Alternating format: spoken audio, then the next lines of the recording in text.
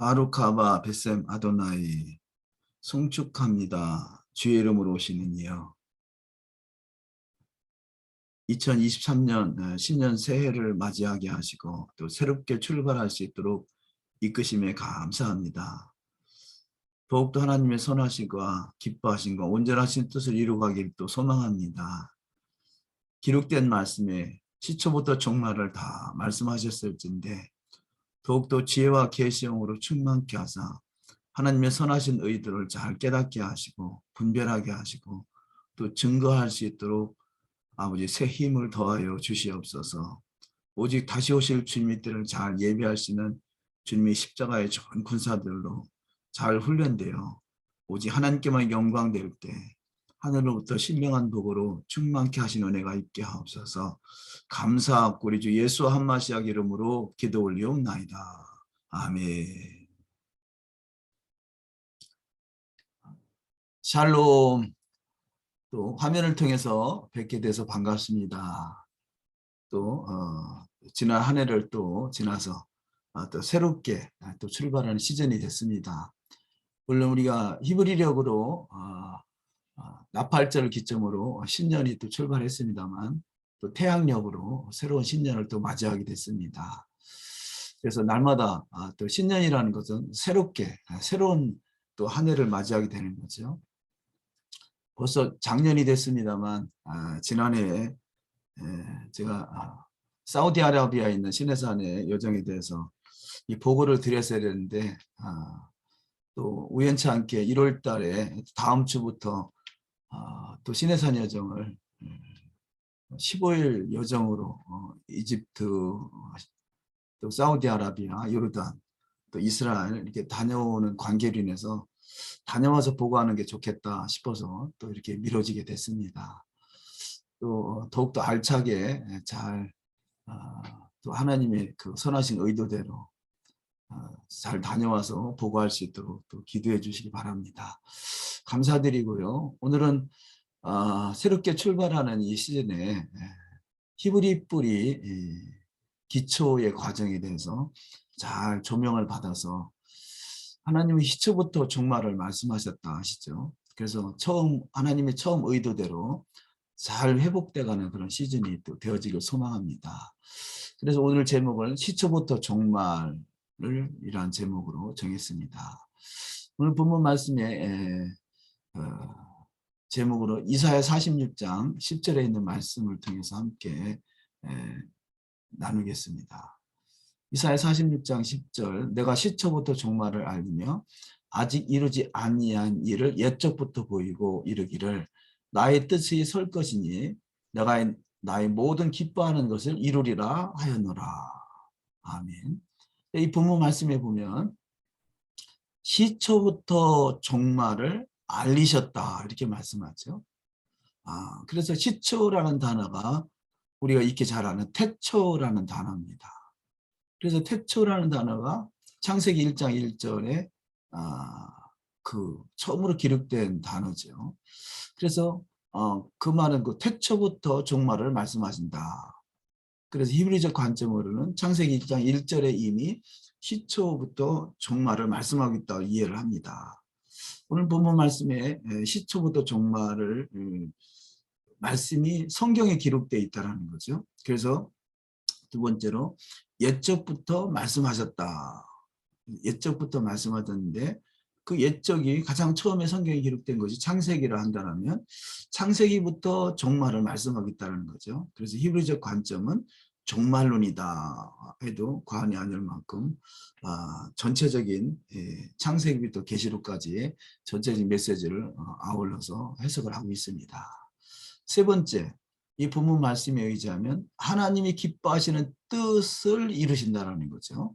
그래서 이 세 가지 성경은 시초부터 종말을 말씀하시는데 이 시초부터는 바로 창세기부터 말씀하시고 창세기부터 계시록까지를 이미 염두에 두고 시작하셨다는 거죠. 이것이 하나님이 기뻐하시는 뜻이라는 것입니다.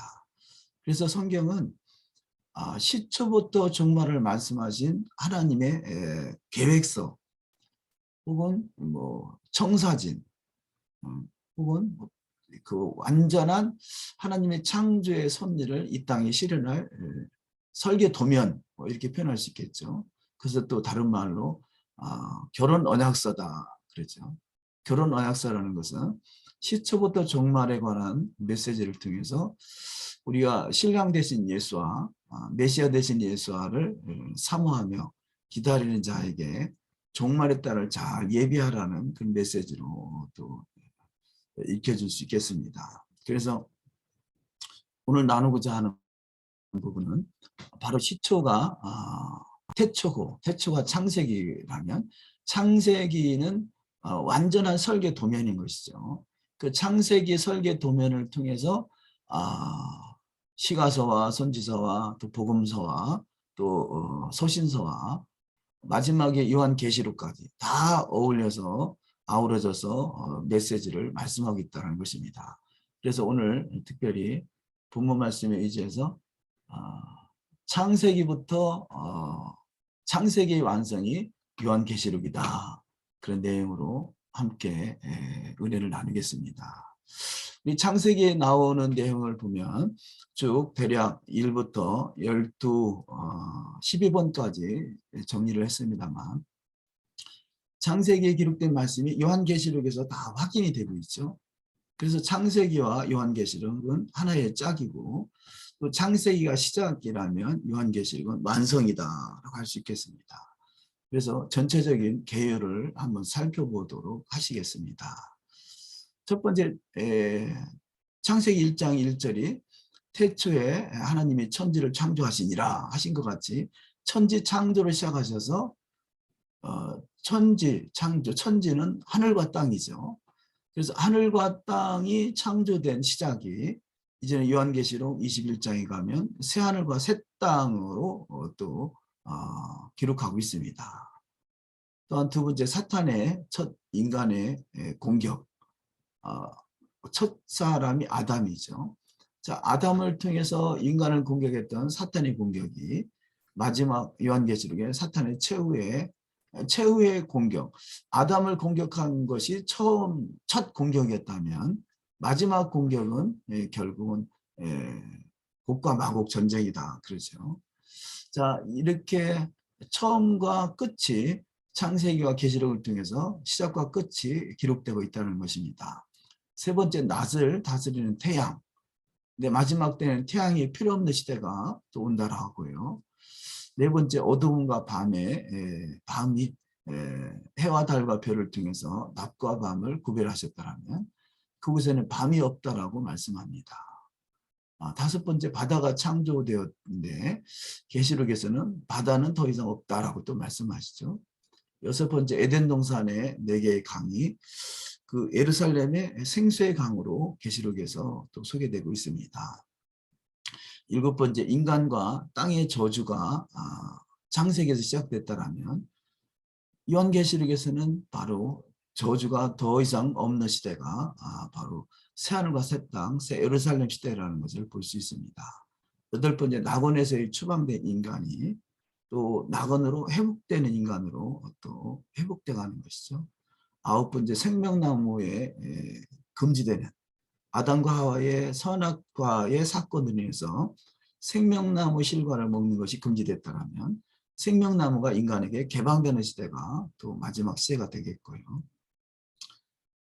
니무롯의 반역을 인한 바벨론 사건, 이 사건이 계시록에서 바로 적그리스도 바벨론의 심판이 있는 사건으로 또 명명되고 있습니다. 그래서 니무롯은 이 적그리스도의 모형이라 할 수 있겠죠. 11번째, 아담의 결혼이 계시록에서는 어린 양의 결혼식으로 또 소개되고 있습니다. 12번째, 뱀의 몰락이 약속되는 것이 요한계시록에서 뱀의 몰락의 성취로 증거되고 있습니다.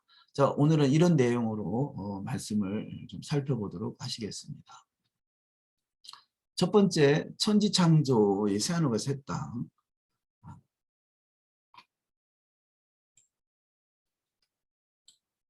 창세기 1장 1절에 태초에 하나님이 천지를 창조하시니라 이렇게 소개하시죠. 그래서 천지창조가 요한계시록 21장 1절에서 또 내가 새 하늘과 새 땅을 보니 처음 하늘과 처음 땅이 없어졌고, 여기서 하늘과 땅과 새 하늘과 새 땅, 창세기에서 시작이 하늘과 땅이라면 계시록의 마침이 새 하늘과 새 땅인 것을 볼 수 있습니다. 그래서 하늘과 땅이 새 하늘과 새 땅으로 도래하는 그 시점까지, 이 시점까지를 현세상 이렇게 표현합니다. 혹은 올람하제, 혹은 이때를 처음 것들, 혹은 개혁의 때, 이렇게 성경에서 소개하고 있습니다. 그래서 성경에는 부분적으로 조각조각 여기저기에서 소개하고 있습니다만, 그것이 전체적으로 하나로 조율되는 사건이 히브리적 관점이라 할 수 있겠죠. 그래서 우리가 창세기와 요한계시록 하나의 짝으로 이해하는 것이 또 중요한 것은 그 중간 과정은 어떻게 이루어져가고 있는가, 또한 우리가 그 중간 과정에 살아가고 있는 우리의 자세는 어떤 자세를 가지고 살아가야 될 것인가. 그래서 더욱더 분명하게 성경을 이해하고 성경 속에서 계시된 하나님의 의도를 잘 찾아가는 것, 이것이 너무나 중요하기 때문입니다. 그래서 시작이 하늘과 땅이요 마침이 새 하늘과 새 땅이다. 그래서 시작과 마침의 시즌은 아담 때부터 마지막 그 주님의 재림의 때까지를 현 세상이다. 이것을 7,000년의 타임라인으로 소개하고 있다. 이렇게 표현하고 있습니다. 그래서 하늘과 땅과 새 하늘과 새 땅 사이에는 하나님은 처음부터 시초부터 종말을 말씀하셨고 하나님의 설계 도면에 따라서 운행하고 계신데, 그 설계 도면은, 하나님의 설계 도면은 완전하다는 것입니다. 그래서 완전한 것, 이것을 참이라고 그러죠. 참. 그래서 하나님의 말씀은 참이고, 참이라는 것은 더욱더 분명하게 표현하면 진리인 것이죠. 진리는 처음과 중간과 끝이 변하지 않는 것입니다. 하늘과 땅이 새 하늘과 새 땅이 되기까지는 우리에게 주어진 성경, 그 성경은 하늘과 땅과 새 하늘과 새 땅 사이에 있을 사건과 상황에 대해서 잘 소개하고 있다는 것이죠. 그래서 창세기는 시작이라면 타나크라고 그러죠. 선지서와 또 신약 복음서와 서신서와 요한계시록까지, 이런 부분들은 과정이고 새하늘과 새 땅은 결론이다, 이렇게 표현할 수 있겠습니다. 그래서 성경을 이해할 때 하나님은 처음과 중간과 끝을 완전하게 설계하셨고 그 설계 도면에 따라서 운영하고 계시다. 그래서 하나님의 말씀이 변하는 것이 아니라 그 말씀을 이루어가는 사람들의 모습이 변화하고 변질되는 것이죠. 그 변질된 그들을 다시 말씀으로 회복해 가는 것이 마지막 때인 것입니다. 그래서 우리가 큰 타이틀로 이스라엘이라는, 특별히 이스라엘 집이라는 메시지를 주시고, 이스라엘 집을 통해서 하나님의 설계 도면을 완성치 있게 하는데, 이스라엘 집이 때로는 말씀을 거역하고, 또는 말씀을 왜곡하고, 또는 말씀이 변질되고, 뭐 이런 사건과 상황을 통해서 이스라엘이 수천 년 동안 큰 환난과 어려움을 겪게 되는 것입니다. 그래서 그 환난과 어려움을 겪는 것이 말씀이 부족하기 때문이 아니라 완전하신 하나님의 말씀을 실현하는 데 있어서 이스라엘이 온전치 못하기 때문에 받는 징계 혹은 심판이었다라는 것이죠. 그래서 그런 의도로 말씀은 처음과 중간과 끝이 완전한 것이다. 그렇기 때문에 진리다. 히브리서에서는 예수 그리스도는 어제나 오늘이나 영원토록 동일하시니라 그러죠. 진리라는 것이죠. 예수님께서는 참 진리 되시고 생명 되시고 그분이 또 빛이 되시고 또 다시 오실 주님의 나라를 그분이 또 실현하시고, 그래서 그 하늘과 땅에서 새하늘과 새 땅 사이에는 메시아 예수아가 없이는 결코 이룰 수 없는 것이고, 그분을 또 그분을 믿는 믿음 안에서 그 말씀을 그분의 의지에 의해서요. 그분의 영으로 말미암아 이루어가기를 소망하는 것. 이것이 성도의 신앙의 본분이다라고 할 수 있겠습니다. 다시 한번 읽겠습니다. 또 내가 새하늘과 새 땅을 보니 처음 하늘과 처음 땅이 없어졌고 바다도 다시 있지 않더라. 또 내가 보며 거룩한 성 새 예루살렘이 하나님께로부터 하늘에서 내려오니 그 준비한 것이 신부가 남편을 위하여 단장한 것 같더라. 아멘. 그래서 하늘과 땅과 새하늘과 새 땅 사이에는 올람하제의 현 세상이다. 현 세상에는 완전하신 설계 도면의 토라가 여호와의 말씀이 우리한테 그 실현을 위해서 우리한테 반드시 필요한 것이다 라고 소개를 드립니다. 그래서 이때는 처음 것들이 다 지나가는 시대입니다. 창세기 시작이 이제는 계속해서 지나가서 계시록에서 완성되는 그때를 향해서 가고 있는 것이죠. 계시록 21장 3절 말씀에 하나님이 그들과 함께 계시리니 그들은 하나님의 백성이 되고 하나님의 친히 그들과 함께 계셔서 모든 눈물을 그 눈에서 씻기시네. 잠깐 들리시나요? 네, 잘 들립니다. 예. 친히 그들과 함께 계셔서 모든 눈물을 그 눈에서 닦아주시니 다시는 사망이 없고 애통하는 것이나 곡하는 것이나 아픈 것이 다시 있지 아니하리니 처음 것들이 다 지나갔음이라. 그래서 처음 것들, 새하늘과 새 땅 그 시대에 가서 볼 때 바로 처음 것들이 이렇게 이런 과정을 통해서 지나왔구나 라고 고백하는 때가 되겠죠. 그때는 사망이 없고 애통하는 것이나 곡하는 것이나 아픈 것이 다시 있지 아니하는 시대라는 것이죠. 새하늘과 새 땅, 새 예루살렘. 그래서 그 이전 시대에는 사망이나 애통하는 것이나 곡하는 것이 있는 시대라는 거죠. 형편과 사정과 상황과 여건에 따라서 차이는 있겠습니다만 끊임없이 이스라엘이 하나의 본보기가 돼서 사망과 애통하는 것이나 곡하는 것이나 이런 것들로 인해서 아파하고 또 힘들어하는 것은 그런 과정을 통해서 말씀대로 이루어가는 것이 복이다. 말씀은 시초부터 종말을 이미 말씀하셨기에 그 과정에 지나가고 있는 과정 속에서 너희가 지금 어떻게 하고 있느냐라고 자신을 돌아볼 수 있도록 하는 것이 성경이었던 것이죠. 그래서 처음 것과 그럼 처음 것이 있으면 또 다음 것이 있겠죠. 그래서 처음 것과 둘째 것, 다음 것을 비교해 보면요. 처음 것은 하늘과 땅, 올람하제, 현 세상 혹은 이것 때를 개혁의 때 여기까지 표현합니다. 그래서 특별히 개혁의 때 이걸 잘 유념해서 보실 필요가 있는데요.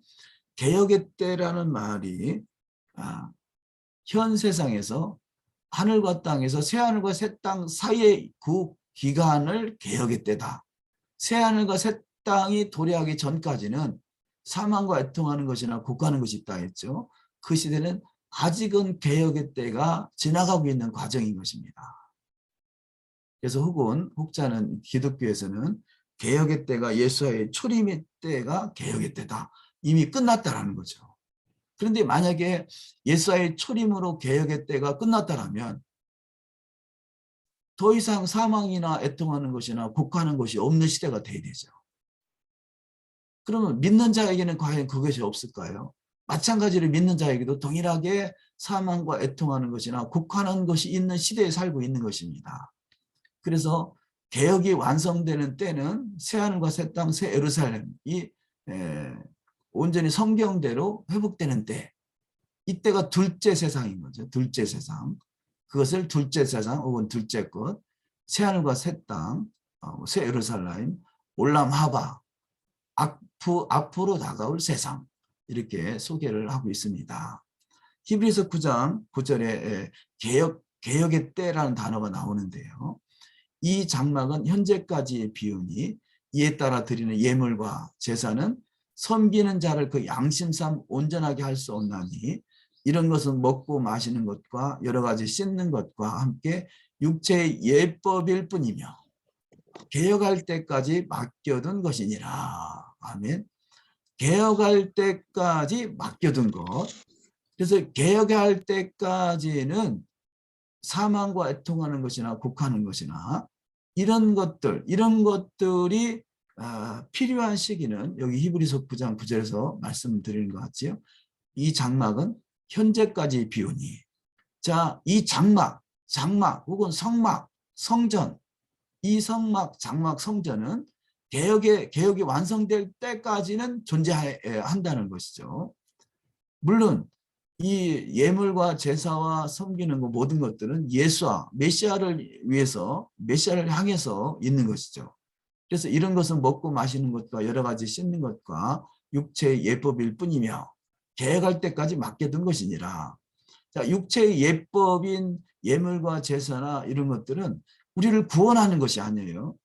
결코 이 예물과 제사와 예배와 심지어는 말씀 자체도 그렇죠. 이것이 우리를 구원하는 것이 아니라 구원자는 오직 예수하신 거죠. 예수와. 자, 기록된 말씀은 예수와를 증거하고 있는 것입니다. 그래서 11절에 그리스도께서는 장래 좋은 일에 대제사장으로 오사 손으로 짓지 아니한 것 곧 이 창조에 속하지 아니한 더 크고 온전한 장막으로 말미암아 염소와 송아지 필요하지 아니하고 오직 자기의 피로 영원한 속죄를 이루사 단번에 성소에 들어가셨느니라. 아멘. 그래서 성소, 여기서 중요한 단어들이 개혁할 때 성소, 또 시작이 히브리서 9장 9절에서 장막 혹은 성막, 성전 뭐 이렇게까지 표현할 수 있는데요. 자, 성전과 12절에서 성소는 다른 개념입니다. 우리가 성막을 연상하면 성막에는 성전 그 성막 울타리가 있고 그 안에 성소가 있고 지성소가 있고 그렇죠. 그래서 보통은 이 그 성전이란 표현을 많이 하는데요. 그러나 더 정확한 표현들은 성소라는 표현이 더 맞는 표현입니다. 뭐 예를 들어서 고린도전서 3장 16절에 너희가 하나님의 성전인 것과 그러죠. 너희가 하나님의 성전이 아니라 더 구체적으로는 성소인 것이죠. 성전에는 솔로몬 성전을 비교하면 그 이방인의 뜰도 있고요. 또 이스라엘 뜰도 있고 제사장 뜰도 있고 여인의 뜰도 있고 이렇게 쉽게 들어갈 수 있는 그런 곳이 있었던가 하면 성소는 제사장만이 들어갈 수 있는 것이죠. 그래서 같은 성전이라 해서 다 같은 성전이 아니라 우리는 성소로 구별돼야 되는 것입니다. 성소로. 그래서 그런 성경에서 원리는 물론 번역된 성경에는 성전, 성소 이렇게 구분 없이 막 이렇게 혼재되어 있지만 그러나 원래 히브리적 관점으로 히브리어로는 구분이 되어 있습니다. 그래서 우리는 성전 돼가는 것도 필요하겠지만 더욱더 정확한 의미는 성소로 구별되어야 되는 것입니다. 그래서 새하늘과 새 땅, 올람하바, 앞으로 다가올 세상은 성소로 구별된 자가 들어가는 시대다. 이렇게 할 수 있겠고요. 그때까지를 개혁할 때, 여기서는 개혁할 때 그런데 개혁의 때인 거죠. 개혁이 완성되는 때, 그때를 향해서 예수와 메시아를 통해서 말씀대로 이뤄가는 삶. 이것이 우리한테는 반드시 필요한 것입니다. 그래서 성경에 기록된 여호와의 토라의 말씀들이 여러 가지 613가지라고 그러죠.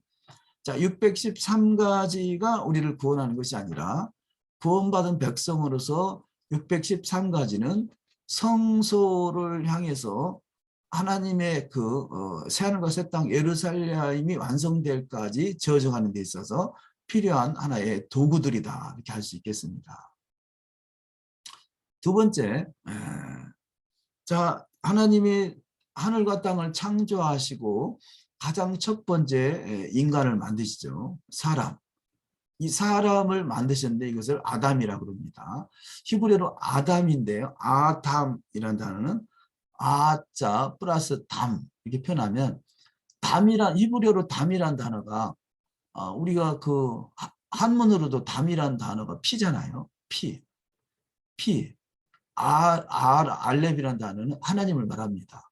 그래서 원래 사람은 아담, 하나님의 피로 살아가는 자죠. 하나님의 피. 그래서 우리는 바로 하나님이시고 또 엘로힘 되시고 하나님의 아들 되시는 예수의 피로 살아가는 것입니다. 그래서 사탄이 그 하나님의 피, 하나님의 사람을 살아가는 인간을 공격해서 결국은 하나님의 사람에서 탈락시키는 것. 이거 사단의 공격이었었던 건데 이것이 마지막에 결국 하나님의 사람을 공격했던 사단은 최후에 그가 심판의 영원한 불못으로 들어가게 됩니다. 이것이 완성인 것이죠. 창세기 3장 1절 그런데 뱀은 여호와 하나님이 지으신 들짐승 중에 가장 간교하니라.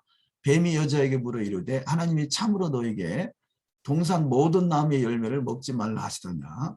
여자가 뱀에게 말하되 동산 나무의 열매를 우리가 먹을 수 있으나 동산 중앙에 있는 나무의 열매는 하나님의 말씀에 너희는 먹지도 말고 만지지도 말라.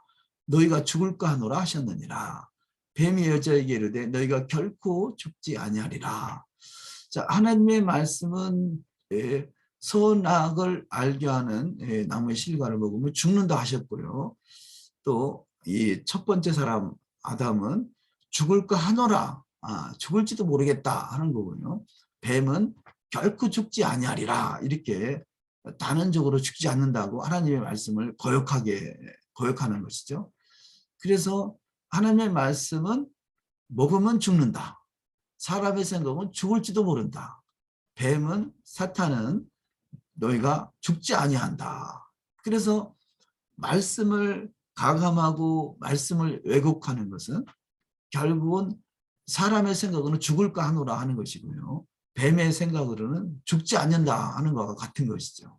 그래서 우리가 히브리적 관점으로 말씀이 회복된다는 것은 하나님의 의도대로 먹으면 죽는다라고 믿어지는 것이죠. 그 믿어지는 시대가 바로 마지막 시대까지 향해서 달려가고 있는 것입니다. 처음에 첫 번째 사람 아담을 공격했던 사탄이 뱀으로 등장했는데 그가 성경의 전체적인 말씀으로 정리해 보니까 요한계시록 20장 7절에 천년이 차네 사탄이 그 옥에서 놓여. 그래서 뱀을 사탄, 또 8절에 나와서 땅의 사방 백성 곧 곡과 마곡을 미혹하고 모아 싸움을 붙이리니 그 수가 바다의 모래 같으리라. 여기 사탄, 마귀, 용, 뱀, 옛뱀 이런 단어들로 계시록에서 소개하고 있죠. 이렇게 여러 가지 형태로 등장을 하게 됩니다. 그러나 결국은 사탄은 성경은 시초부터 종말을 말씀하신 성경에서는 이미 사탄은 무저갱으로 혹은 불못에 들어간다라고 말합니다. 또한 사탄을 도와서 말씀을 왜곡하거나 거역시켰던 또 많은 거짓 선지자들도 동일하게 사탄을 따라서 불못의 심판을 또 받게 되죠. 세 번째, 낫을 다스리는 태양. 그래서 창세기 시작은 낫을 다스리는 태양으로 시작했다면 그 계시록의 완성에서는 태양이 필요 없을 만큼 그런 시대인 것을 말씀하고 있습니다.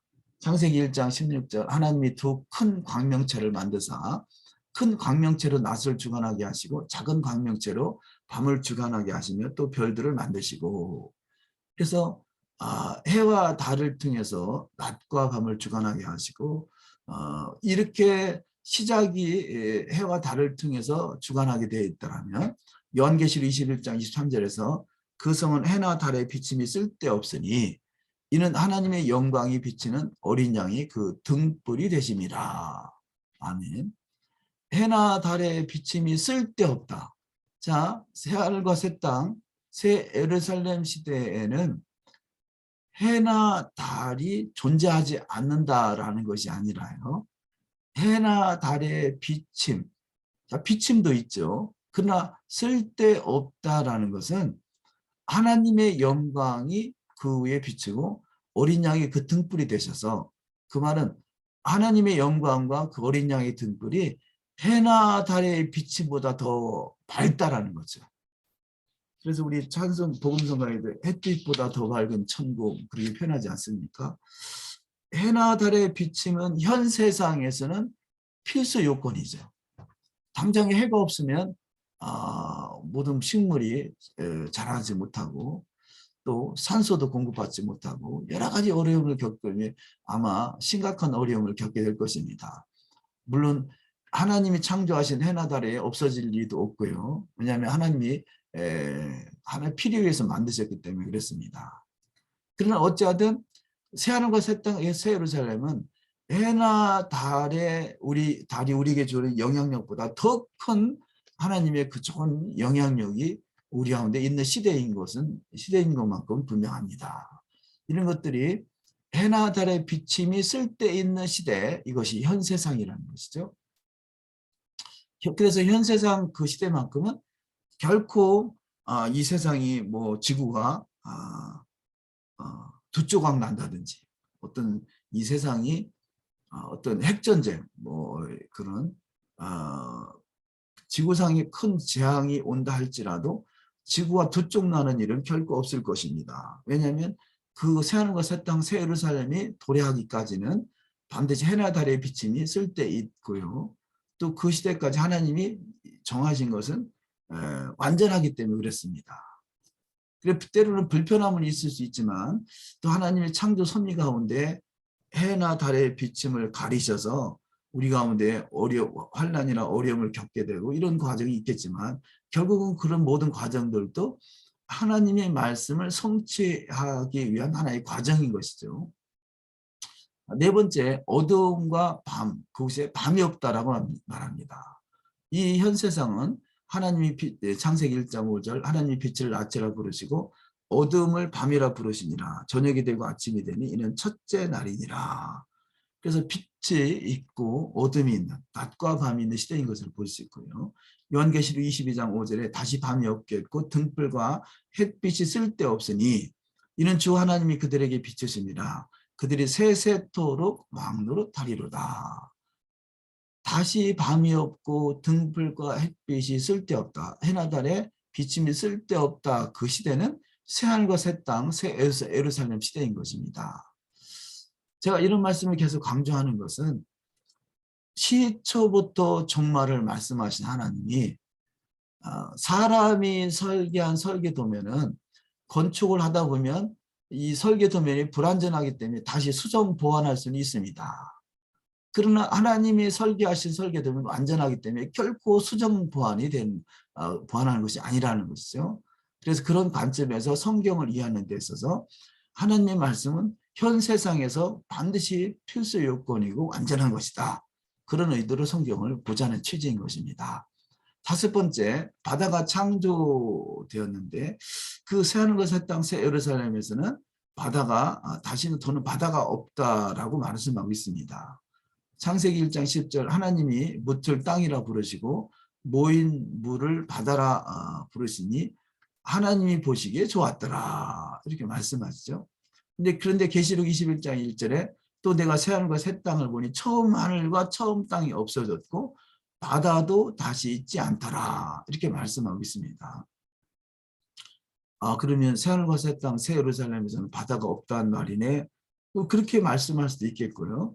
또 그때는 가봐야 알겠지만 우리 보통 바다 그러면 바다에 음흉한 것들 이런 짐승들 흉악한 짐승들 이런 것들이 살고 있는 그곳이 바다인 것을 또 성경은 표현합니다. 그런 것들이 없어지는 시대라고 할 수 있겠죠. 당연히 새하늘과 새 땅 새 예루살렘에서는 이런 어떤 짐승이나 거짓 선지자나 심지어는 용, 뱀, 사탄까지도 불못에 들어가기 때문에 다시는 사망이나 애통하는 것이 없는 시대인 것은 분명하죠. 그래서 바다에 대한 이해는 우리가 해석은 또 여러 가지 다양하게 할 수 있겠습니다만 성경은 분명하게 바다는 다시 없다라고 말씀하고 있습니다. 여섯 번째, 에덴 동산의 4개의 강이 예루살렘의 또 생명수 강으로 소개되고 있습니다. 근데 여기서 한번 내용을 주의 깊게 보시면요. 한번 읽어보십니다. 창세기 2장 9절에 여호와 하나님이 그 땅에서 보기에 아름답고 먹기에 좋은 나무가 나게 하시니 동산 가운데에는 생명나무와 선악을 알게 하는 나무도 있더라. 강이 에덴에서 흘러나와서 동산을 적시고 거기서부터 갈라져 내 근원이 되었으니. 자, 여기 강이 에덴에서부터 흘러나왔다 말씀하죠.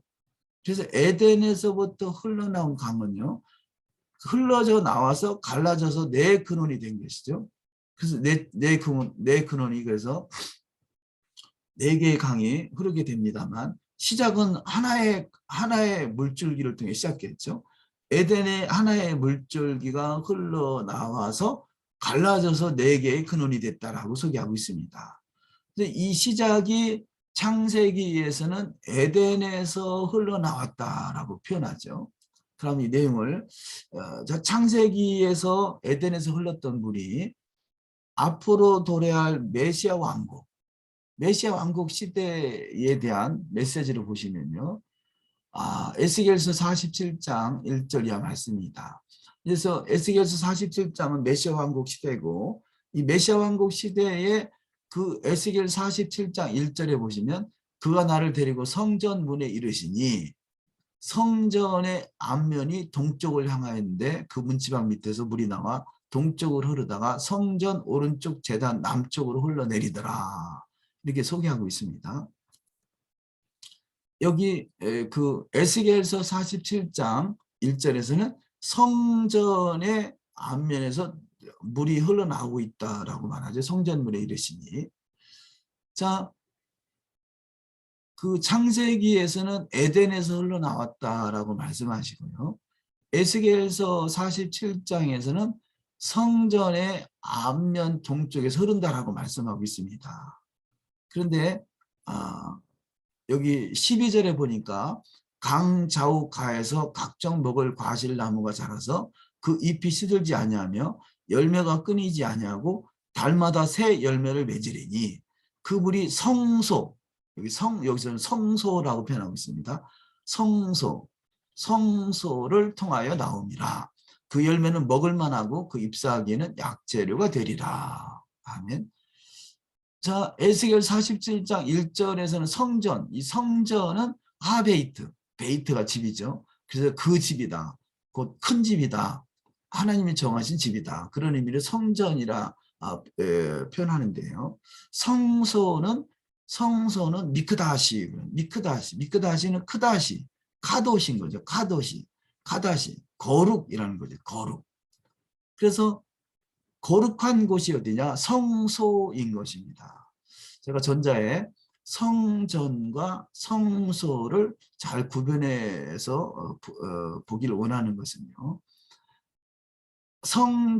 성소는 크다시, 거룩하게 구별된 장소라는 거죠. 자, 거룩하게 구별된 장소에 들어가는 사람은 오직 제사장만이 들어갈 수 있죠. 제사장. 그래서 제사장은 거룩하게 구별된 자가 되어야 됩니다. 근데 거룩하게 구별되지 아니하고 성소에 들어간다면 그가 나답과 아비후 같이 죽임을 당할 것입니다. 그래서 지금은 우리가 거룩하게 구별되는 시대인 거죠. 성소에 들어가기 위한 거룩하게 구별되는 장소인 시간인 것입니다. 그래서 우리는 그 제사장, 왕 같은 제사장으로 부름을 받은 자다. 그런 의미는 성소로 구별돼서 주님과 함께 그 성전에서 이루어지는 일들, 그 성소 안에서 이루어지는 일들을 실행할 수 있는 믿음으로 성장해야 되는 것이죠. 그 과정에 말씀이 필요하다는 것입니다. 창세기에서는 에덴이라 표현했는데 에스겔서에서는 성소라 표현하고 있습니다. 성소를 통하여 나옵니다. 그래서 그 열매를 먹을 만하고 그 잎사귀는 약재료가 되리라. 지금 여기서 에스겔 47장에서 소개하는 과실나무, 각종 먹을 과실나무가 어떤 모습인가? 열매가 끊이지 아니하고 달마다 새 열매를 맺으며 그 열매를 먹을 만하고 잎사귀는 약재료가 되리라. 이것은 마치 에덴에 있었던 생명나무와 모습이 흡사하지 않습니까? 그런데 생명나무라고까지는 소개하지 않고 있지만 생명나무와 버금가는 그런 과실을 맺는 열매가 에스겔 47장 메시아 왕국 시대에 등장하고 있는 것을 볼 수 있습니다. 그래서 이 생명나무 실과를 자라게 하는 것, 이것이 성소에서 흘러나온다는 것이죠. 다시 표현합니다. 창세기에서는 에덴에서 흘러나오고 메시아 왕국 시대는 성소에서 흘러나오고요. 다시 요한계시록 시대에 가보면 요한계시록 22장 1절에 보면 또 그가 수정같이 맑은 생명수의 강을 내게 보이니 하나님과 및 어린 양의 보좌로부터 나와서 아멘. 자, 여기서는 어린 양의 보좌라고 소개하고 있습니다. 어린 양의 보좌.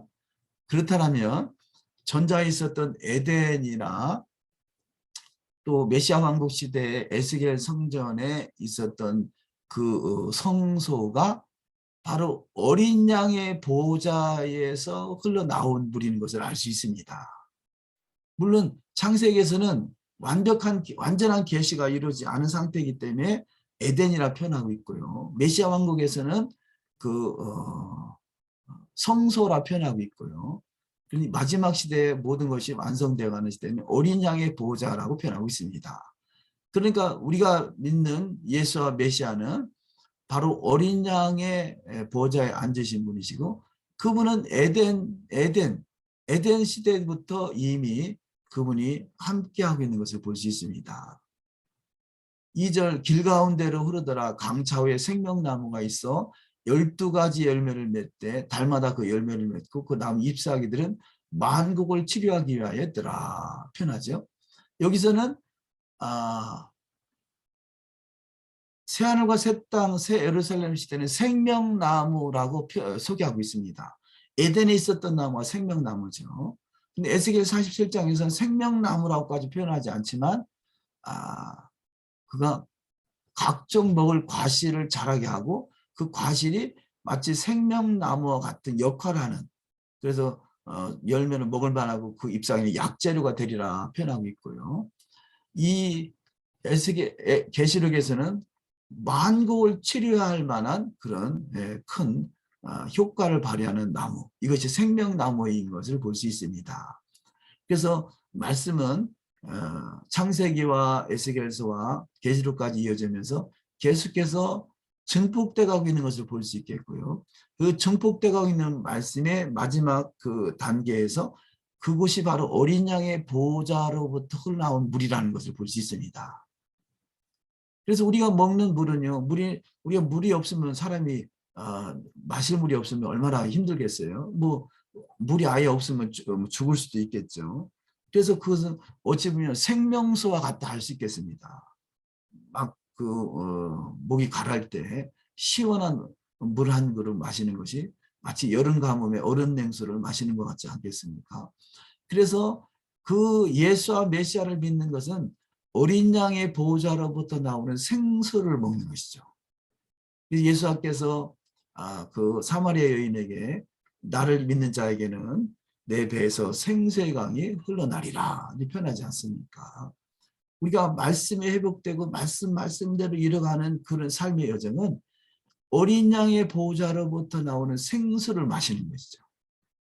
그래서 생수의 강이 흘러나오게 되고 그 흘러나온 생수의 강을 퍼서 나눠줄 때 많은 영혼을 소생케 하는, 마치 만국을 치료하는 역사가 일어나게 될 것입니다. 그래서 우리가 말씀을 말씀대로 볼 수 있는 눈, 에덴에서 뱀의 유혹을 받아서 그 말씀을 거룩한 것이 죽지 않는다고까지 보는 것이, 이것이 사단의 전략이었다면 사람은 타협하려고 하는 모습이 있습니다. 그러나 하나님의 말씀은 처음부터 중간과 끝이 완전한 하나님의 말씀인 것을 우리가 믿어야 될 것입니다. 그래서 정리를 해보면 창세기 2장 9절의 생명나무, 것이 10절에서 에덴에서 흘러나왔고요. 에스겔 47장 12절에 성소를 통하여 나왔는데 계시록 22장 1절에 보니까 어린 양의 보호자로부터 나온 것이라는 거죠. 그래서 우리가 생수를 마실 때 이 생수가 어린 양의 보호자로부터 나온 것이다 라고 또 믿고 마시는 것도 좋을 것입니다. 또한 그보다 더 중요한 것은 말씀의 생수인 것이죠. 이 말씀의 생수가 어린 양의 보호자로부터 나온 것이기에 마치 물을 마실 때도 어린 양의 보호자로부터 나온 것이다라고 믿고 마실 수 있는 것과 같이 말씀이 그러하다는 것입니다. 그래서 이 어린 양의 보호자가 있는 성소, 그곳에부터 흘러나오는 성소, 그곳의 그 근원이죠, 근원. 제가 다음 주에 15일간 그 사우디에 있는 시내산에 가고 싶은 그 갈망이 뭐겠습니까? 그것이 바로 토라가 나온 것이고, 그래서 행여나 모세가 시나이산에 올라가서 그 두 번째 돌판을 받아 내려올 때 광채가 났다 그러죠. 그래서 그런 사모하는 마음 때문에 간절한 또 소망을 가지고 가는 것입니다.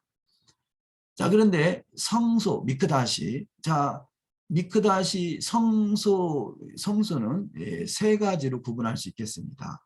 그래서 하나님은 처음부터 성소를 말씀하시는데 이 미크다시는 카도시입니다.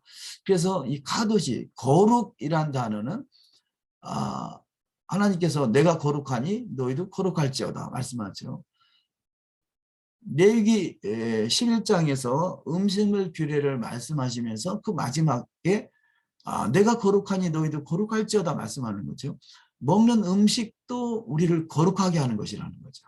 그래서 거룩하게 구별된 음식을 먹는 것이 거룩하게 구별되는 그 시간인 것이죠.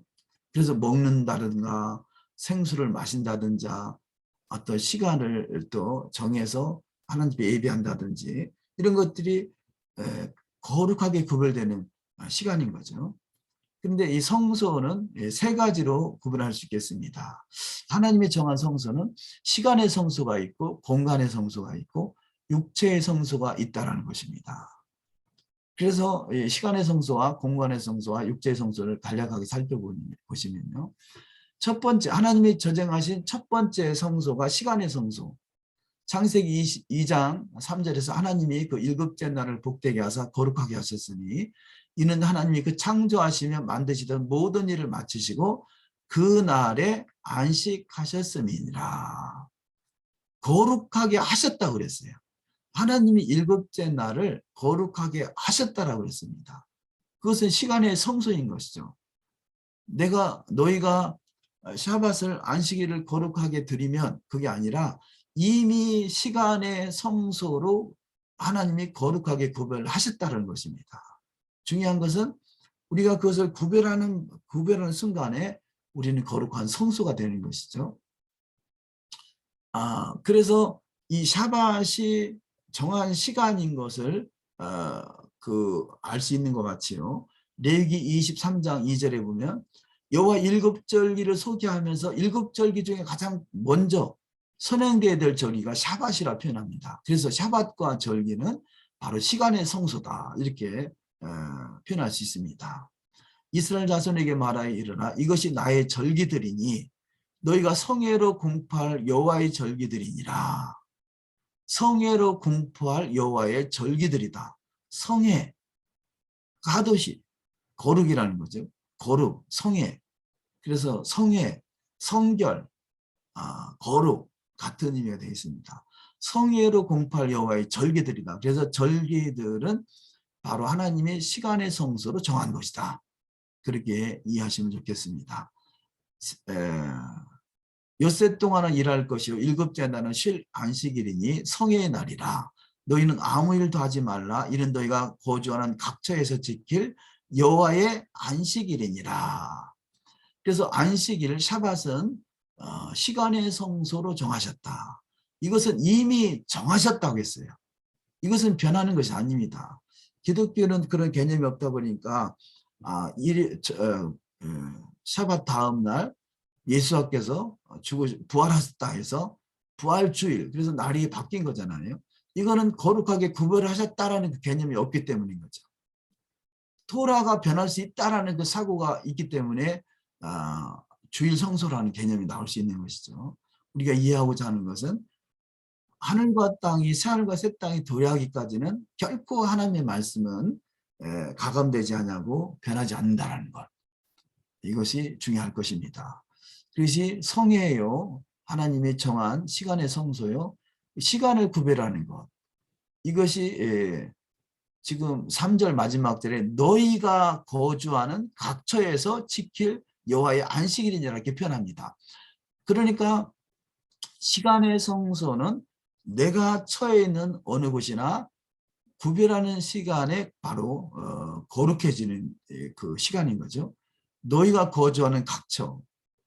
우리가 줌을 통해서 예배 드릴 때 시간은 다릅니다만 그 현재 그 한국 시간, 뭐 미국 시간, 이스라엘 시간 다 시간은 다릅니다만 각처에서 예배할 수 있잖아요. 그 의미가 아니겠습니까? 거주하는 각처에서. 그래서 시간의 성소는 거주하는 각처에서 드리는 것 이렇게 이해하시면 좋겠습니다. 두 번째 공간의 성소. 계시록 11장 1절에 보면 예루살렘의 성소가 지어지고 그곳에서 제단과 경배하는 자 있다라는 거죠. 이것은 바로 그 기독교에서 해석하는 공간의 성소인 예루살렘 성전은 이미 우리 몸의 성소로 들어왔기 때문에 더 이상 가치가 없다고 표현하지만 계시록 11장 앞으로 이루어질 말씀에는 분명히 말씀하고 있습니다. 또 내게 지팡이 같은 갈대를 주며 말하기를 일어나서 하나님의 성전과 제단과 그 안에서 경배하는 자들을 측량하되. 그렇죠? 성전과 제단과 경배하는 자들이 있는 시대가 계시록 시대인 것을 볼 수 있습니다. 성전 바깥마당은 측량하지 말고 그냥 두라. 이것은 이방인에게 주었은 적. 성전이지만 성전 바깥마당이 있고 또 앞마당이 있고 성소가 있고 지성소가 있겠죠. 자, 이렇게 성전에서도 구별되는 장소가 있는 것을 볼 수 있습니다. 그래서 우리는 성소의 신앙이 되기 원하는 것이죠. 3절 내가 나의 두 증인에게 권세를 주리니 그들이 굵은 베옷을 입고 1260일을 예언하리라. 마지막 시대의 한 이래라 그러죠. 다니엘서 9장에 보면 7이래와 62이래와 마지막 한 이래가 있다 그럽니다. 그래서 우리는 지금이 마지막 한 이래를 앞두고 있는 시대 그렇게 표현하죠. 그것이 마지막 한 이래가 7년인데 7년의 반이 42달. 여기서는 또 1260일 혹은 3년 반 이렇게 소개를 하는 것입니다. 여기 거룩한 성을 42달 동안 집밥으리라. 하나님이 구별한 성은 거룩한 곳인 것을 볼 수 있습니다. 다음에 육체의 성소 혹은 몸의 성소. 고린도전서 3장 16절에 너희는 너희가 하나님의 성전인 것과 하나님의 성령이 너희 안에 거하시는 것을 알지 못하느냐. 누구든지 하나님의 성전을 더럽히면 하나님이 그 사람을 멸하시리라. 하나님의 성전을 거룩하니 너희도 그러하리라. 아멘. 여기서 너희가 하나님의 성전인 것과 할 때 여기서는 성소라는 단어가 맞습니다. 왜냐하면 여기서 내용을 소개하는 내용에 성전은 히브리어와 헬라어로 보시면 보통 성전은 하베이트 혹은 다른 단어로 사용됩니다만 헬라어로는 히에론 혹은 오이코스 이 단어가 사용되는데요. 성소는 히브리어로 미크다시, 카도시, 거룩인 거죠. 내 성소는 나우스라는 단어가 사용됩니다. 여기 고린도전서 3장 16절에는 하나님의 성소인 것, 여기서 나우스라는 단어가 사용되어 있습니다. 그래서 하나님의 성소인 것이죠. 성전이 아니라. 그래서 우리가 많이 인용되는 말씀입니다만 우리의 인식이 내가 하나님의 성소구나 이런 분명한 인식이 있어야 될 것입니다. 중요한 것이죠. 지성소는 성소 중의 성소다. 그래서 이 카도시는 단어가 두 번씩이나 강조됩니다. 그래서 코데시 카다시 그러죠. 두 번씩. 거룩한 곳이다. 거룩한 곳이 지성소. 여기 대제사장만에 들어가는 곳이라면 그보다는 좀 미흡하지만 거룩한 장소, 성소인 것입니다. 자, 이렇게 분명하게 성전 안에 있는 성소, 제사장이 들어간 곳, 그런 개념을 갖는 것이 중요할 것입니다. 7번째, 인간과 땅의 저주가 다시는 저주가 없는 것이죠. 창세기 3장 14절에 여호와 하나님이 뱀에게 이르시되 내가 이렇게 하였으니 내가 모든 가축과 들의 모든 짐승보다 더욱 저주를 받아 베르도 아니고 살아있는 동안 흙을 먹을지니라. 여기 저주라는 단어가 아담이 미혹됨으로 뱀에게 미혹돼서 저주가 왔다라면 요한계시록 22장 3절에 다시는 저주가 없으며 하나님과 그 어린 양의 보좌가 그 가운데 있으리니 그의 종들이 그를 섬기며 다시는 저주가 없는 것이다. 하늘과 땅과 새하늘과 새 땅에는 하늘과 땅은 저주가 있는 곳, 새하늘과 새 땅은 저주가 없는 곳. 그래서 처음부터 이미 종말의 때까지 시초부터 종말을 말씀하신 그 때까지를 다 염두에 두고 설계 도면을 그려놓은 것을 볼 수 있습니다. 여덟 번째, 낙원에서 추방된 인간이 낙원으로 회복되는 시대인 것을 볼 수 있습니다. 창세기 3장 23절에 여호와 하나님이 에덴 동산에서 그를 내보내어 그의 근원이 된 땅을 갈게 하시니라. 에덴 동산에서 나간 것은 생명나무의 길에서 쫓겨난 것이고 계시록 22장 1절에서 바로 생명나무가 있는 그 시대가 다시 회복되는 시대인 것을 볼 수 있습니다. 에덴의 회복이 이루어지는 시대인 것이죠. 그것이 바로 계시록 22장 3절에 다시 저주가 없으며 하나님과 그 어린 양의 보좌가 그 가운데 있는 시대인 것을 볼 수 있습니다. 아마도 그 아담이 에덴에서 흐르는 그 생수가 어린 양의 보좌로부터 흐르는 물이었다라는 것을 아마 깨달았다라면 과연 그 뱀의 비옥에 넘어갈 수 있었을까? 우리는 지금 시대에 그 생수가 어린 양의 보좌로부터 흐르는 것이구나 라는 것을 깨닫는다는 것은 바로 마지막 시대 어린 양의 보좌가 놓여지는 시대, 더 구체화되는 시대인 것이죠. 그래서 물이 바다를 덮은 같이 하나님을 아는 지식이 온 땅에 충만해지는 시대가 마지막 시대. 그래서 지금의 시대는 더욱더 지혜와 계시 영으로 더욱더 증폭되는 시대이기에 더욱더 은혜가 더 큰 시대를 할 수 있겠습니다. 9번째 생명나무가 금지되어 있는 것이 생명나무가 인간에게 개방되는 시대. 그래서 창세기 3장 24절에서 생명나무의 길을 닫아놨다라면 계시록 22장 14절에서 바로 자기 두루마기를 빠는 자들, 두루마기, 제사장의 옷이죠. 자, 제사장의 옷을 빨아 입는 자, 왜냐? 성소로 들어가기 위한 것이죠. 성소를 향해서 성소로 들어가기 위해서 두루마기를 빠는 자들은 복이 있으니 이는 그들이 생명나무에 나아가며 문들을 향하여 성에 들어갈 권세를 받으려 함이로라. 그래서 저와 여러분이 더욱더 새하늘과 새 땅이 돌아가기 전에 두루마기를 빠는 자들, 흰옷을 갈아입는 자들, 성소에 들어갈 권세를 받는 자들이 되어지기를 또 소망합니다. 10번째, 니무롯의 반역 바벨론이 마지막 시대 적그리스도 바벨론의 심판이 있는 시대. 그래서 지금은 천용사 니무롯의 바벨론 시대. 현 세상은 니무롯의 바벨론 시대를 할 수 있겠습니다. 물론 이 바벨론 시대 그 기존의 천년왕국 시대에서는 마귀가 무적행에 들어가는 시즌이 있습니다만 아직은 그 천년왕국이 열려진 시대가 아니기 때문에 지금은 천용사 니무롯의 판치는 바벨론 시대를 할 수 있겠죠. 창세기 10장 8절에 구스가 또 니무롯을 낳았으니 그는 세상의 첫 용사라. 자, 첫 용사라고 인정받을 수 있는 니무롯, 어쩌면 교만은 패망의 선봉이다 그러죠. 어쩌면 남들보다 큰 용사라든지 능력이 많다든지 이런 사람들이 타락하기 십상인 것은 또 그렇습니다. 자, 계시록 17장 5절에 그의 이마에 이름이 기록되었으니 비밀이라 큰 바벨론이라 땅의 음녀들과 가증한 것들의 어미라 하였더라. 이 땅의 음녀들, 가증한 것들, 바벨론, 이들이 무너진다라는 것이죠.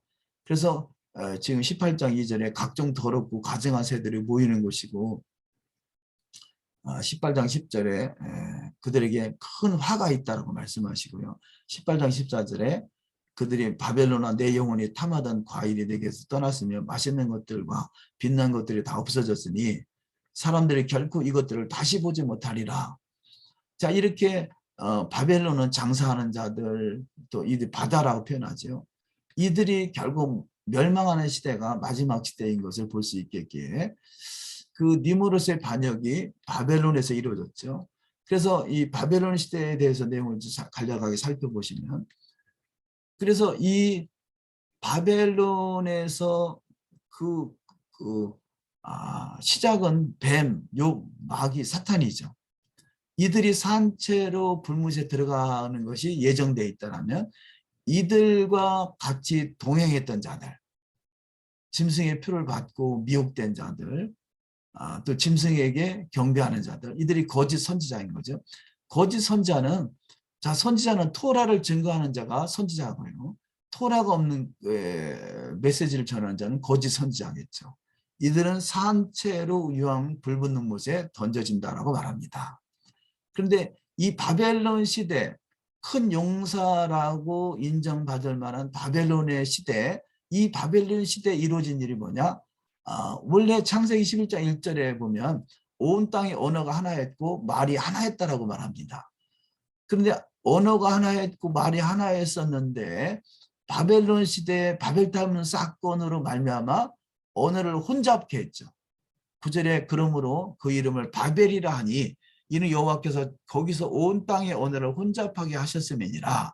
여호와께서 거기서 그들을 온 지면에 흩으셨더라. 이 언어가 혼잡됐다라는 것은요, 지금 11장 1절에 온 땅의 언어가 하나였다, 말이 하나였다. 말이란 단어는 따바르, 말씀이고요. 언어라는 단어는 입술이란 단어입니다. 그래서 입술이 부정해졌다는 거죠. 우리가 언어가 하나의 언어를 사용했던 시대는 더욱더 그래도 입술이 깨끗해져서 일심으로 하나님을 섬길 수 있을 만한 시대가 되는데, 언어가 흩어지는 것은 그 입술이 부정하는 시대라 할 수 있겠습니다. 그래서 성경이 지금 창세기 11장에 나오는 그 시대는 창세기 시대가 아니겠습니까? 그 창세기가 히브리어로 기록이 되어 있잖아요. 그래서 히브리어는 바로 하나님이 창조하신 창조의 언어다, 또 에덴의 언어다, 또 하나의 언어를 사용했을 때 쓰던 언어다라고 봅니다만, 그 언어가 회복되는 시대가 마지막 시대라는 거죠. 왜냐하면 예수와의 재림의 때는 모든 것이 회복돼가는 때이기 때문에 또 그 하나의 언어가 회복되는 시대가 반드시 와야 될 것이고, 그 하나의 언어로 회복되는 시대에 열방의 입술이 깨끗해진다라고 합니다. 스바냐 3장 9절에 그때 내가 열방의 입술을 깨끗게 하여 그들로 다 나 여호와의 이름을 부르며 일심으로 섬기게 하리니. 아멘. 열방의 입술, 이때 이 언어가 온 땅의 언어가 하나였던 그 시대에 사용했던 언어인 것입니다. 그래서 우리가 그 유대인들이 사용하는 타나크죠.